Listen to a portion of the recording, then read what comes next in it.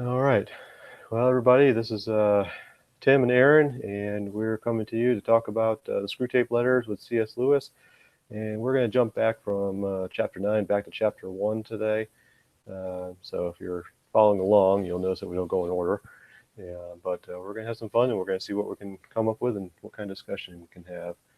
So, Aaron, how are you doing today? Doing well, thanks. How are you, Tim? I'm doing well. So, uh, getting into it, I didn't get too many notes in chapter 1 as I have in the other ones, but it was still just as interesting about it was more of an introductory, so we're getting we're starting to understand what he's getting into, um, and but so the first note I had relative to it was. Or I made a highlight of the statement. I guess it's probably near on page 1. Is make him think it is strong or stark or courageous.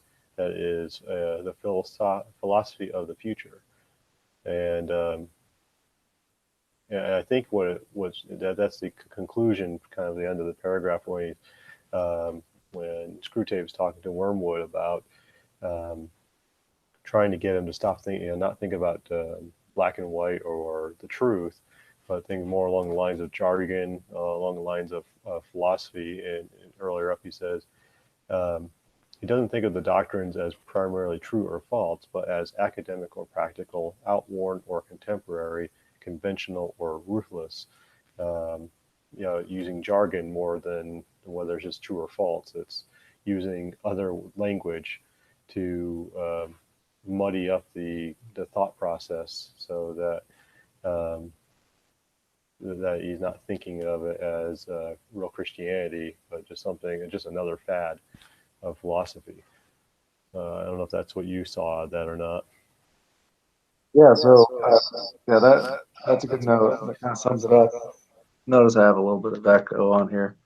Um, One of the first notes I took was just prior to that.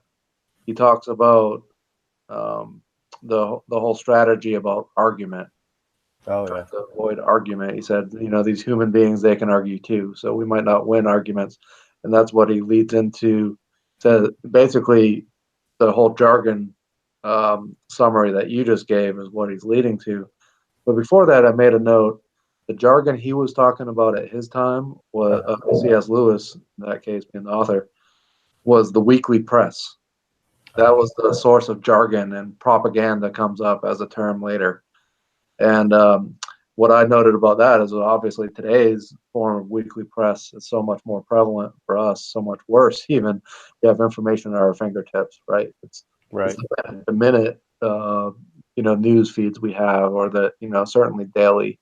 We have so much information flying at us all the time, and it's jargon, it's confusion, etc. So propaganda is probably at an all-time high, and the enemy definitely uses it on me. I'm susceptible to it. I have to be careful and put my information filter on. No, yeah. No, you're definitely right. It's interesting how Screwtape says along those lines is when you, by the very act of arguing, you awake the patient's reason, and once it's awake, who can foresee the result? It's interesting that C.S. Lewis taps into the idea that we can come to the truth of God through reason, and yet propaganda, as you said, wants us to think that by reason we would reason ourselves away uh, from uh, from it. So, but you notice that all the propaganda is very emotionally charged today. It's not about reason. It's about how do you feel. It's a actually that's one of the notes down here I took. He says. Um, the fatal habit of tending to universal issues and withdrawing his attention from the stream of immediate sense experiences. Um, and my note there was that yeah, even all these decades later, that more people focus life on what they feel and experience, more not the truth about life. I mean, we look at going after all these great experiences like skydiving and bungee jumping and going fast in cars we're looking for, you got that, you only live once moment, movement that went on for a brief period, and everybody's about the feeling of life. It's, the sensation of life, and so even all of our propaganda feeds into the emotions. If you think about all the political stuff right now, very little of it was actually based on any reason or truth. It was all about how do you feel about the situation. Yeah.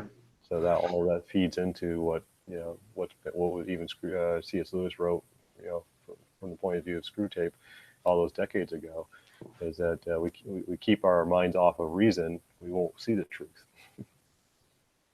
Yeah, I had those same sentences that you just noted, highlighted, the same exact ones for that paragraph. So the sense experience is one note I made about that is, uh, today's world, we have a flood of new information filled with opinions, gossip, contradictory advice, and how that creates confusion and chaos, right? And so I think it supports the points that you're making. Yeah, Emotional responses, right? right. And oh yeah, yeah. It's yeah. I just always find it, as I went through this again, it's like, yeah, it definitely makes sense. Is, when we often are, you hear all these authors, these skeptics, and then when they've been challenged to sit down and walk through the reasoning of Christ and the whole biblical story, they find themselves reasoning out all doubt, and the only thing left is the truth. So,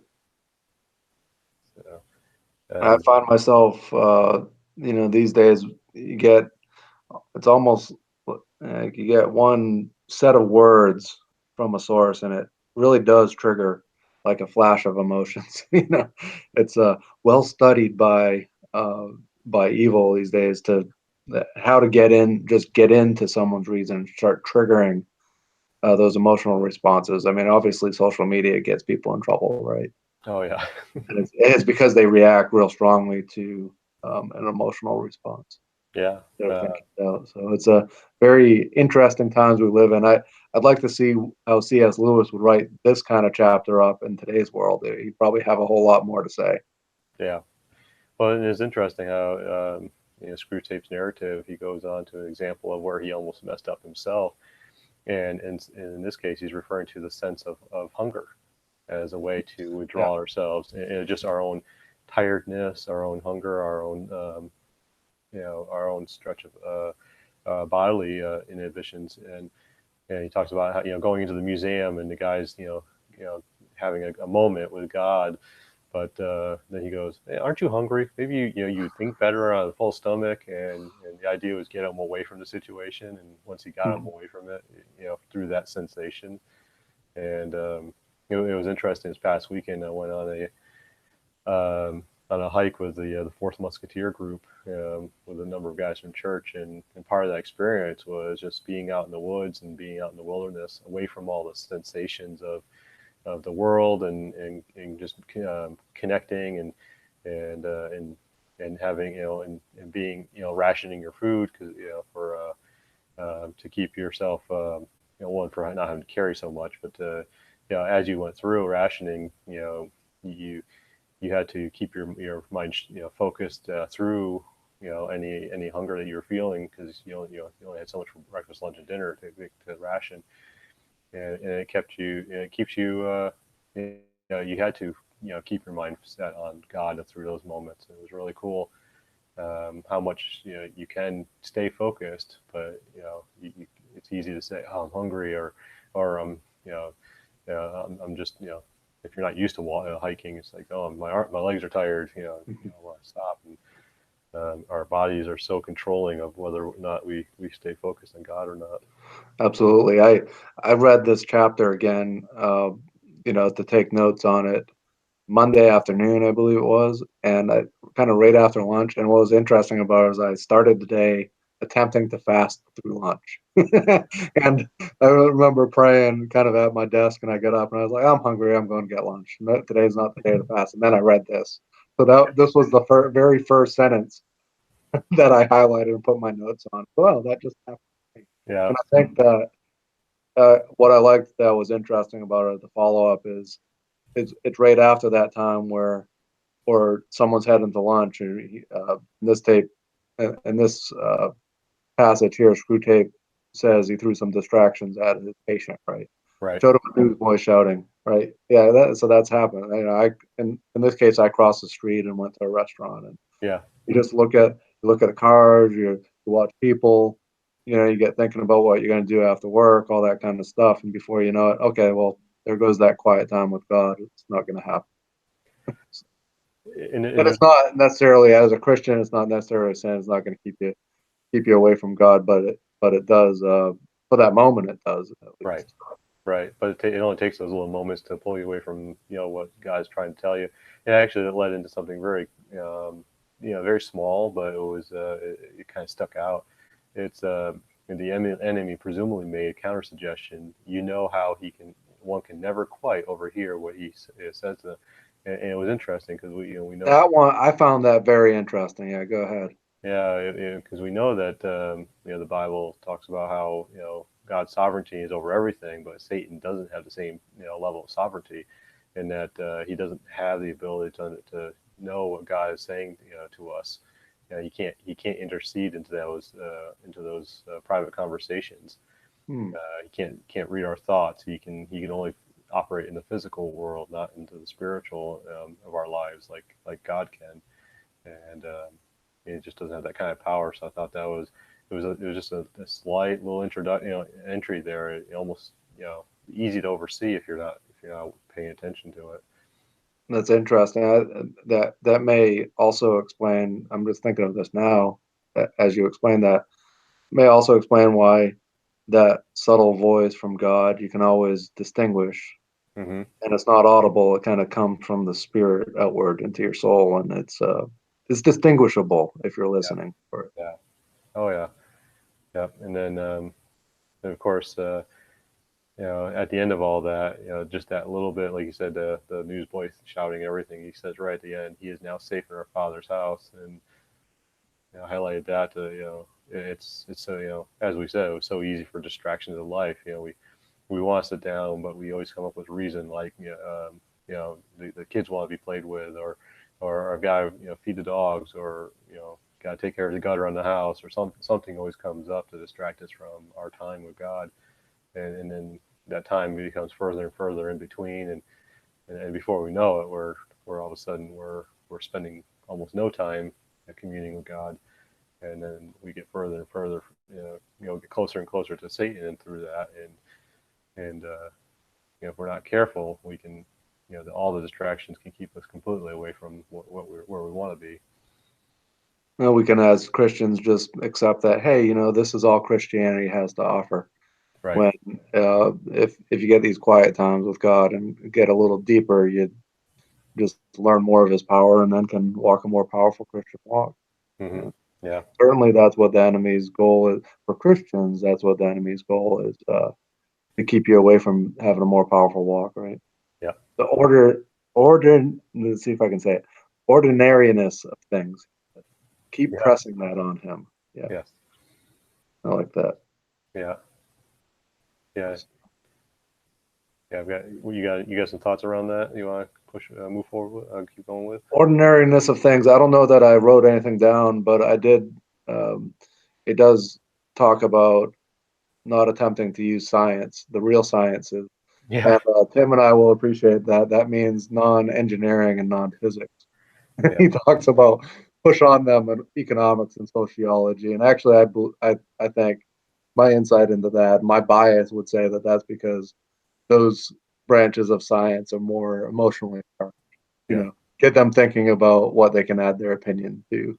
Well, I So mean, how many scientists do you hear, as they dig into looking at where things all come from, and as they use their intellect to backtrack through, they, you know, it even says here there have been sad cases among modern physicists, and as they continue to dig into it, even among archaeologists and astronomers and other physicists, they try to look for all the meaning of life, the start of life, and as they dig deeper and dig deeper, they hit a point where they can't explain anything but to say it's God, and Hmm.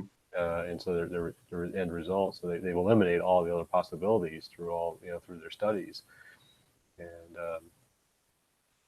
so it's it's interesting that that's still is true today. That they some recent archaeology is starting to show that the Noah's flood was very probable, that there's evidence of worldwide flood events that occurred sometime in history that covered into at the same geological layer. Uh, the same. They're showing the evidence of a layer in the earth that in Grand Canyons that also matched similar layers in Israel. Uh, that would can only be explained by a worldwide flood of this at the same moment. Um, so and depending on if the archaeologists want to be open-minded and say that was Noah's flood or not, they're starting to see evidence and that something happened, and what they want to attribute it to is going to be a matter of how open their mind is to it. Hmm. So I like how he says in here, let him read all this stuff, but only give him a grand general idea that he knows it all. Mm. Uh, and I think that supports his point about keep the science out of it, because he can, Screwtape here is giving us credit that we're going to think through things and investigate and come to some good conclusions, and which ultimately leads us to God. Right. Because like, well, there's no way this could happen without God. We do come to that conclusion given enough time and facts to support your point with the example of Noah's Ark. Right. Uh, but I think even more so today than when this was written, again, with the kind of information flood that we have, we get snippets of information and, um, don't really think about it enough Hmm. and end up, I don't know about you, but at the end of the day, I can't remember what kind of news I read in the morning before I went to work. Uh, It's just little snippets of information that if I picked one thing and kind of thought about it and used my reasoning, I think it would probably stick. Well, probably more even easier now than ever before. It's easier to find opinions that support your own existing Sure. opinion. So if you already have a opinion towards something, it's easy to curate more opinions to support it. So if you have a right opinion, you can find more people who support that right opinion. If you have a wrong opinion, you can find plenty of people who also have that same wrong opinion and make it feel like it's right because you're among fellow wrong opinion people. And You're looking for justification. To be honest with you, I do that a lot. What yeah, I do that when I'm in one of those down phases oh yeah. because I want to make myself feel better.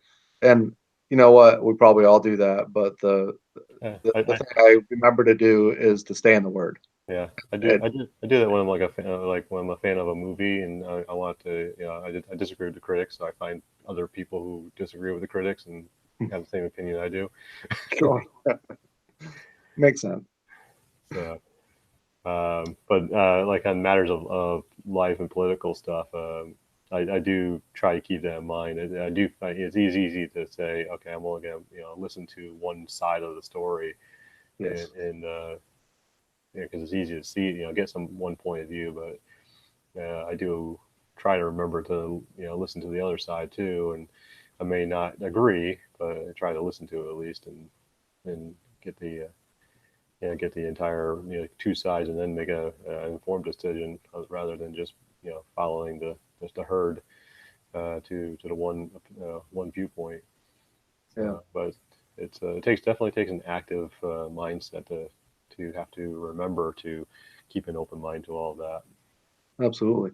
So he rounds out this chapter. The last highlight I have is, do you remember you were there to fuddle him? And as you said, Uh, that's confusion. And I think we all know one of the ways I recognize that I need to shut off my mind or go to the Word. Maybe go to the Bible and say, "This is how I'm thinking, and this is how I've justified it. What does the Bible have to say?" right. Uh, that's what you want. But the way I recognize that is when I realize I'm confused about something. That is the symptom that, obviously we get confused when we're tired, but certainly in life when we have bad stuff going on and there's confusion all around, that's a sign that there's evil present. Right. And so you really do have to go to the Word and prayer in those cases. So their number one goal to fuddle, confuse, blast information, and it's easier today than it ever has been. Right. So overall, pretty practical chapter here. So, well, very good. Well, I think that was a kind of an introductory chapter. So, I think chapter 2 is going to be a little more interesting. I like it because chapter 2 starts off with a displeasure, so it's going to be fun to get into. So we'll get into that next week. So Aaron, it was I know a little shorter this time, but it also gives us a chance to get some sleep tonight. So Sounds good. I was no, I enjoy talking over these, and so I'm going to sign off the broadcast. But I don't know if it's going to end our talk, but we'll continue talking on a few minutes after this.